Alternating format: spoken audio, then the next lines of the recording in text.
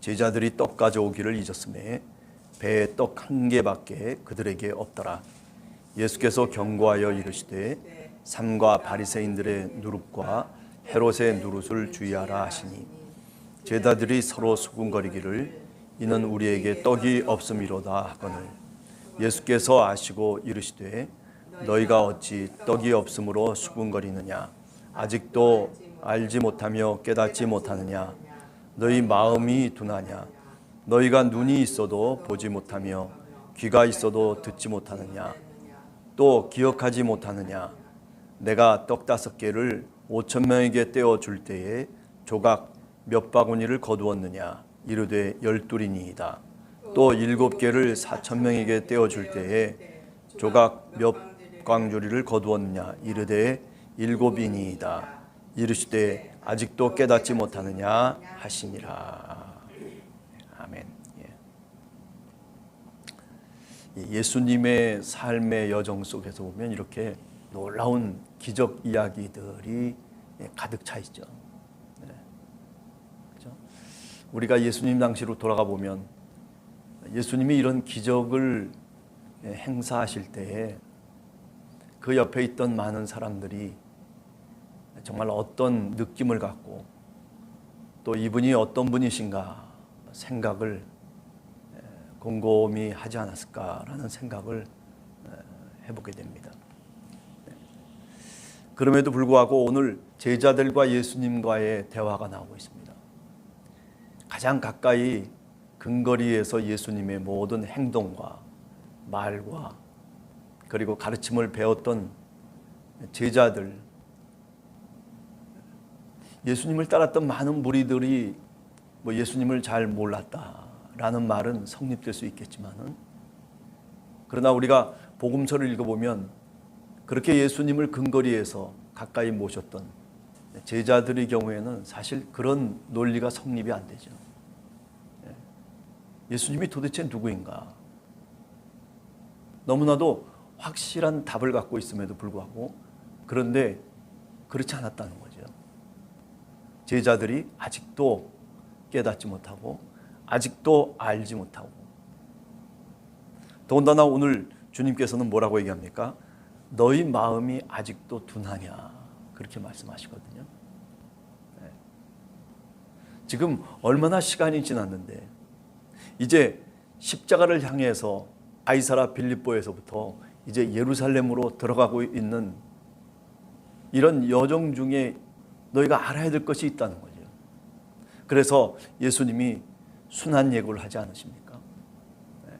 지금까지 생각을 해보면 오늘 본문에도 주님께서 말씀하셨듯이 5,000명, 4,000명, 예수님께서 그런 수많은 사람들에게 떡을 떼서 그들을 먹이셨던 그런 놀라운 기적을 얘기하지 않습니까? 성경 말씀을 가만히 읽어보면 아직도 여전히 뭔가 부족한 것이 있다는 것을 우리가 다시금 깨닫습니다. 아니, 어쩌면 우리 신앙이 이런 것 아닌가라는 생각도 한번 해보게 됩니다. 가까이 주님을 모시고 그리고 주님의 이름을 부르고 저 하늘에 계신 우리 아버지라고, 아바 아버지라고 그렇게 늘 우리가 이야기하고 그리고 주님을 향해서 간구하는 기도의 사람들임에도 불구하고, 아니 성령이 우리와 함께 오늘 또 하신다라고 그렇게 서스름 없이 고백하고 있는 우리 한 사람 한 사람, 오늘 이 제자들과 마찬가지입니다. 예수님과 함께 배를 타고 건너가시는데 그런데 떡이 없었던 거예요. 한 개밖에 없다라고 얘기를 합니다.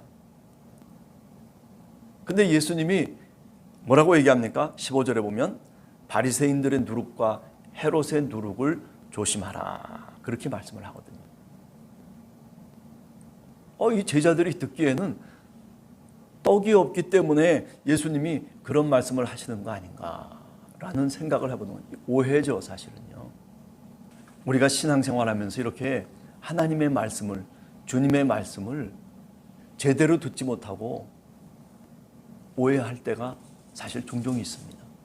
주님의 말씀이 이런 본뜻을 갖고 있음에도 불구하고 그런데 우리 여건과 우리 환경과 또 내가 갖고 있는 심리적인 조건을 통해서 그 하나님의 말씀, 주님의 말씀의 그 본질이 왜곡되는 거예요. 누룩이라고 하는 게 뭡니까? 바리새인들의 누룩이라고 하는 게 누룩의 성격을 보면 뭐든지 부풀리는 거 아니겠어요? 바리새인들이 하나님을 믿는다 또는 종교인이라고 자기 스스로 율법을 지키는 자라고 뭐 그렇게 자랑하면서 그러면서 자기를 과대 포장하는 거죠. 누룩처럼 부풀려내는 거예요. 요만한 걸 갖다가 이만하게 뻥튀기를 해버리는 거죠. 이게 바리새인들의 특징이에요.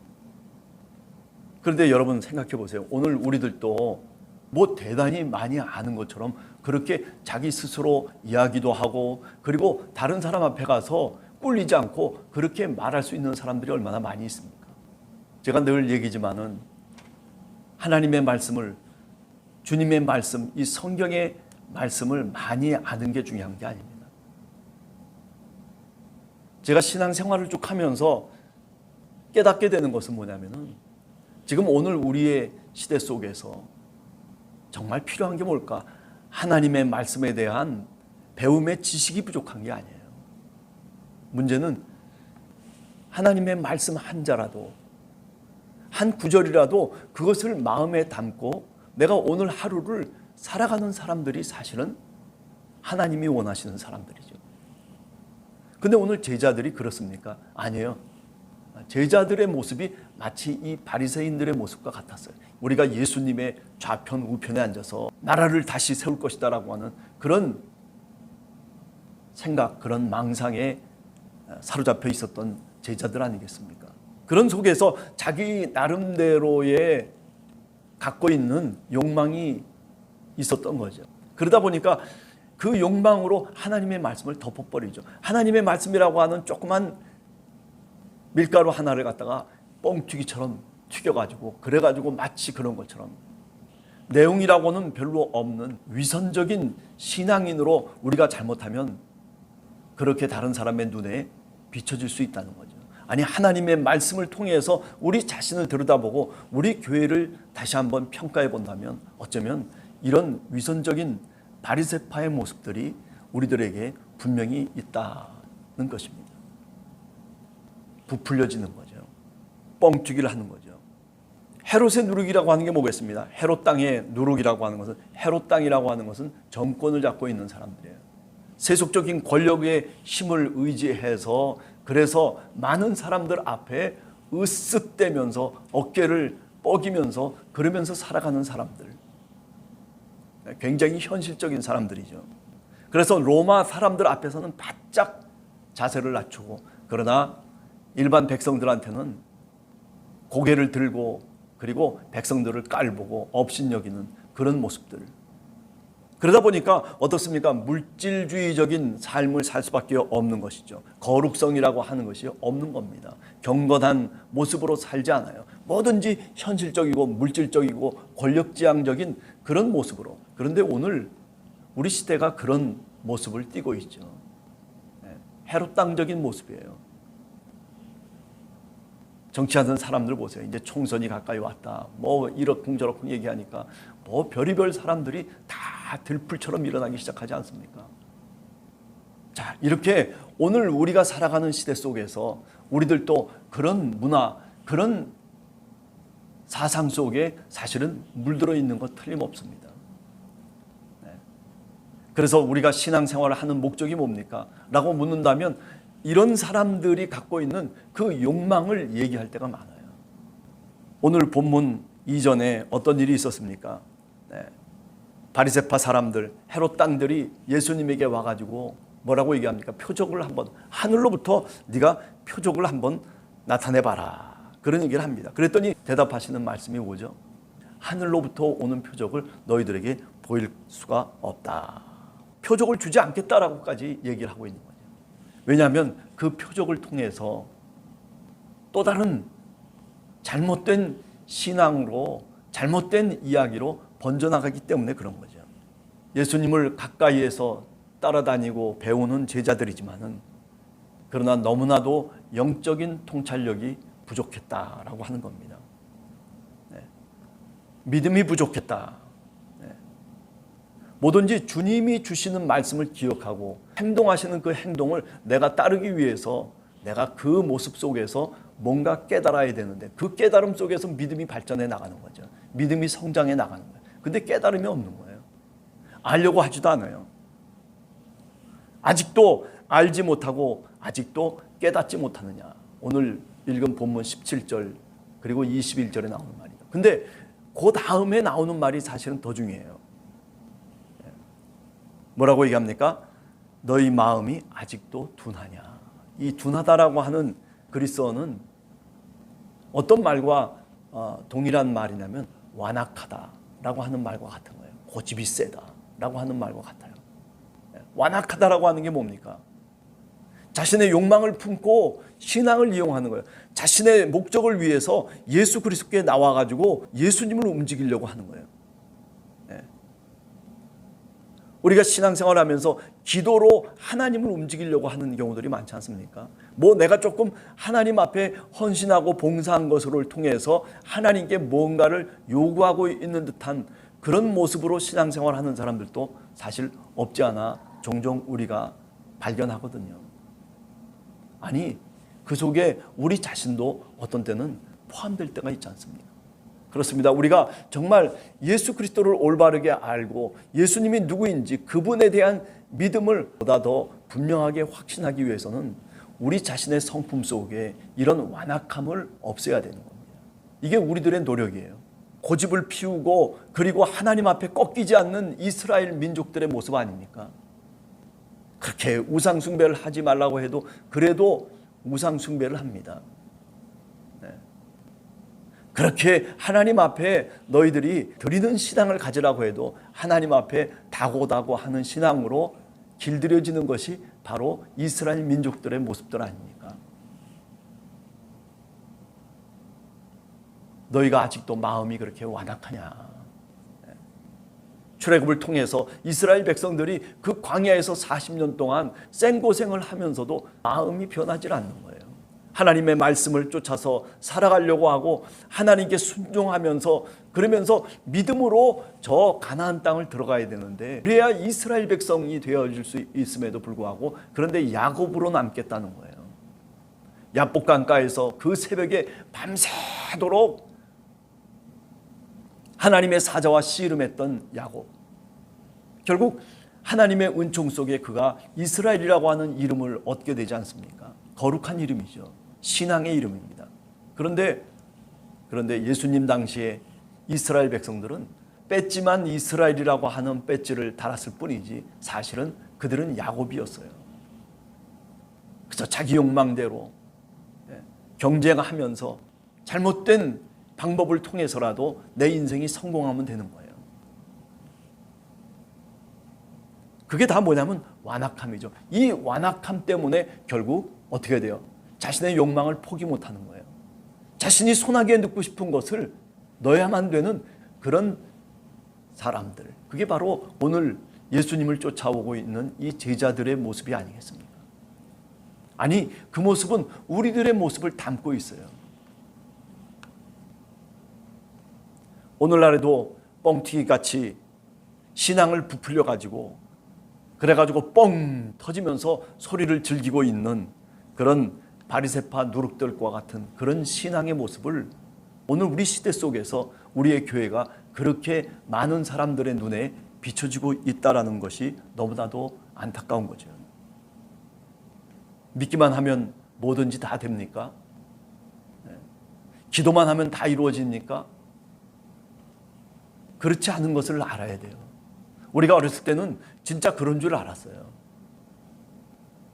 그런데 믿기만 한다고 다 이루어진다면 그렇다면 내가 신 아닙니까? 내가 하나님 아닙니까? 기도만 하면 다 이루어진다면 그렇다면 내 기도는 엘리야와 같은 기도 아닙니까? 예수님은 겟세마네 동산에서 그렇게 기도하면서 그렇게 하나님께 외쳤어요. 그러나 아버지의 뜻대로 자기의 뜻이 아니라 아버지의 뜻이 이루어지기를 기도했어요. 여러분, 이 사순절의 기간을 이 여정을 우리가 걸어가면서 우리가 찾아야 될, 회복해야 될 영성이 뭐겠습니까? 그렇죠? 나라고 하는, 내가 원하고 내가 기도하고 내가라고 하는 이 주어가 바뀌어서 하나님이 원하시는 게 뭔지 하나님으로 주어를 바꾸는 거예요. 오늘도 내 삶의 여정 속에서 내가 직장에 나가든 내가 또는 가정생활하든 학교에 있든 어디에 있든지 간에 내 삶의 자리 속에서 내 주어는 하나님, 우리 주님이 주어가 될 수 있는, 그것이 바로 바리새인들의 누룩을 주의하는 것이고 헤롯의 누룩을 주의하는 것이죠. 그런 생각의 전환이 이루어지지 않으면 신앙이 그저 늘 이렇게 제자들처럼 깨닫지 못하고 알지 못하고, 그리고 그래서 딴 생각만 하고 딴 대답만 할 수밖에 없는 그런 처지가 되고 말 것입니다. 내게 능력 주시는 자 안에서 내가 모든 것을 할 수 있다라고 우리가 잘 알듯이 사도 바울은 빌립보서 4장 13절에 얘기합니다.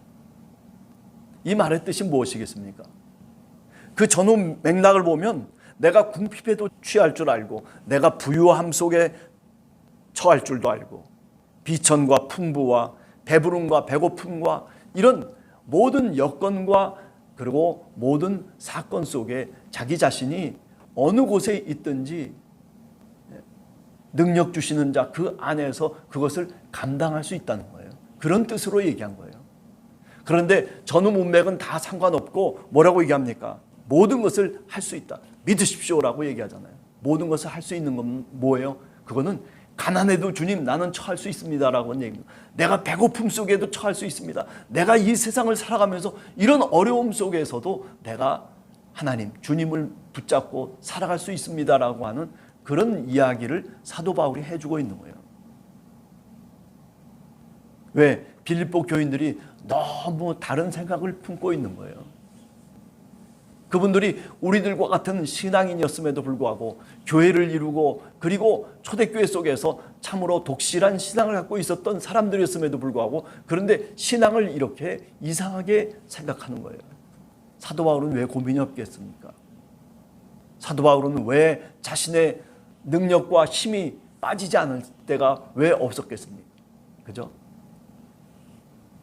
그러나 그 속에서도 주님을 붙잡고 그 속에서도 능치 못함이 없다는 그 주님의 놀라우신 은혜를 자기 자신이 몸소 체험하면서 신앙의 삶을, 선교의 여정을 걸었던 사람이 누구냐면 사도 바울인 것이죠. 신앙인이라면 오히려 자기를 희생할 줄 알아야 되고 그리고 성실할 줄 알아야 되고 신앙인이라면 누구보다도 더 꾸준한 인내를 갖고 있어야 되는 겁니다.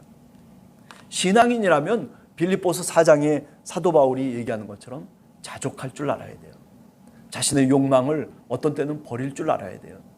하나님 앞에 내가 어떻게 충성할 수 있는지, 하나님의 말씀대로 어떻게 내가 순종해 나갈 수 있는지, 어떤 때는 내 삶의 일부를 포기해서라도 주님의 말씀에 추종하며 주님의 말씀에 순종해 나갈 수 있는, 그래서 마태복음 7장 12절에 보면 황금률이 나오지 않습니까? 먼저 대접하라. 먼저 손을 내밀어라.